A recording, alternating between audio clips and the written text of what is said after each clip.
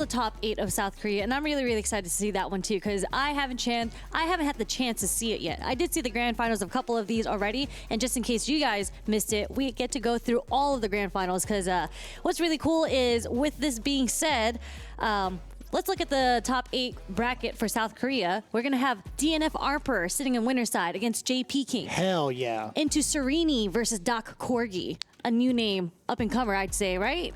For more, I guess for the most part, like if you've been following along with the South Korea region, like you've seen Doc Corgi before, but like to this extent, which we won't spoil, you might be surprised. Then down below, Madhawk versus Minute Maid Orange. I love that name, by the way. Gets me every time. Just as much as Wrestling Man. Korean Wrestling Man gets me every single time. Going up against Lushid. So a lot of familiar names, a lot of new ones, kind of breaking the mold, right? We've seen how often they've qualified in their World Warrior events. So these are going to be the usual suspects, right? They've been going in like week in, week out, or at least as many times as these World Warriors occur for South Korea, accumulating these points over time. So you should at this point be somewhat familiar, but just in case, we are going to cover that as well. So I will happily admit that there are some names that I kind of didn't recognize even in this regional final spotlight, despite them consistently scoring points within their top 8, or even like just outside the top 8, trying to get as many points as possible to even talk about like what they're going to deliver to the table for this exact regional final. Yeah, I mean, it's really cool because when I was going throughout the brackets and I like pulled a lot of like head-to-head information and whatnot, and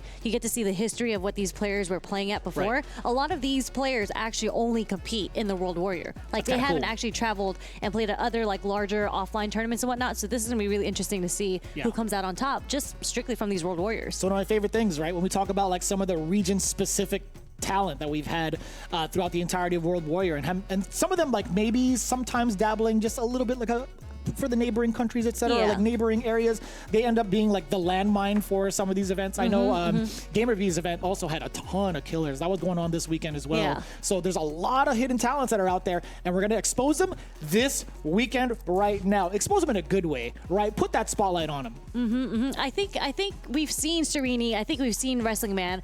100%. I think it was you and I who were commentating the South Korea last time as well. 100%. So those players, they've definitely traveled before. I think those were the two that traveled to CEO perhaps, and they did pretty well there. And yeah, so it's good to see that their names are still in South Korea. And if you guys are wondering where like Lashar and NL are, they've already qualified, so they didn't compete inside the World Warrior for South Korea. Good. I mean, they could gatekeep if they wanted to, but I'm glad they're still trying to take their time to like improve themselves as much as possible. But for those that did compete, guess what? They do get a pretty significant prize going into every single one of these, especially the regional finals. Who wouldn't want some extra spending cash to make it to Capcom Cup? Obviously, first place, the Grand Moolah with $2,000. Second place with 15, third with 1,000, fourth with 700, fifth and sixth tied with 500, and then seventh and eighth, $300 a piece. USD, by the way, pretty damn good.